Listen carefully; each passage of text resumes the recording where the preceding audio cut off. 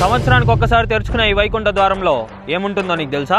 పెద్దవాళ్ళు ఆ ద్వారంలో వెళ్తే మోక్షం లభిస్తుంది అని చెప్పేవాళ్ళు, కానీ అంతకుమించి నాకేం తెలియదురా. మరి తిరుమల వైకుంఠ ద్వార దర్శనానికి ఒక్కసారైనా వెళ్ళావా? వెళ్ళడానికి చాలా సార్లు ట్రై చేశారా. లాస్ట్ ఇయర్ కూడా హైవీ రష్ చూసి ఆగిపోయా. ఈసారి ఖచ్చితంగా రష్ లేకుండా అయిపోద్దిలే. ఎలా? సర్వదర్శనానికి వెళ్ళలేం, చాలా రష్ ఉంటుంది. SST టోకన్స్ అయినా తీసుకుని వెళ్దామంటే అక్కడ కూడా చాలా రష్ ఉంటుంది. ఆ రష్ లో ఏం జరుగుతుందో అదొక భయము. ఈసారి ఆ భయం కూడా ఉండదు. ఈ వీడియో లాస్ట్ లో చెప్తా, వెళ్ళడానికి రెడీగా ఉండి. సరేరా. అవును, ఇంతకీ వైకుంఠ ద్వారంలో ఏముంటుంది? అంతకంటే ముందు వైకుంఠ ద్వారం ఎక్కడుందో నీకు తెలుసా? స్వామిని దర్శించుకొని బయటికి వచ్చాక రైట్ సైడ్ లో ఉంటుంది, అదే కదా? అవును, అదే వైకుంఠ ద్వారం. మధుకైటబులు అనే రాక్షసులు అతి తెలివికి పోతే స్వామి వాళ్ళని సంహరించారు.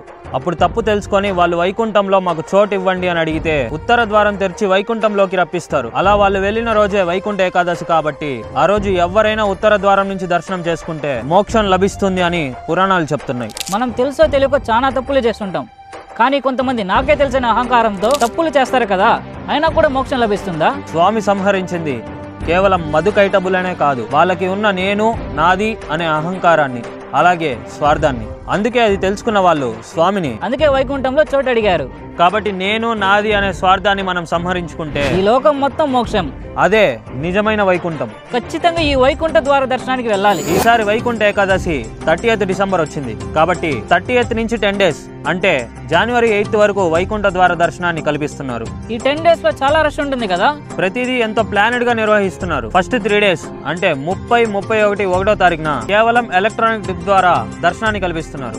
అలాగే శ్రీవాణి టికెట్స్ ఇంకా VIP బ్రేక్స్ ని కూడా ఆపేస్తున్నారు. సామాన్య ప్రజలకి TTD ఈసారి ఫస్ట్ ప్రియారిటీ ఇచ్చిందన్నమాట. అవును, ఫస్ట్ 3 days మాత్రమే. మరి నెక్స్ట్ 7 days వైకుంఠం కాంప్లెక్స్ 2 ద్వారా దర్శనాన్ని కల్పిస్తున్నారు. SST టోకన్ సంగతి స్టాప్ చేస్తున్నారు. మరి 7 days లో 300 రూపీస్ టికెట్ దర్శనం ఉంటుందా? ఉంటుంది.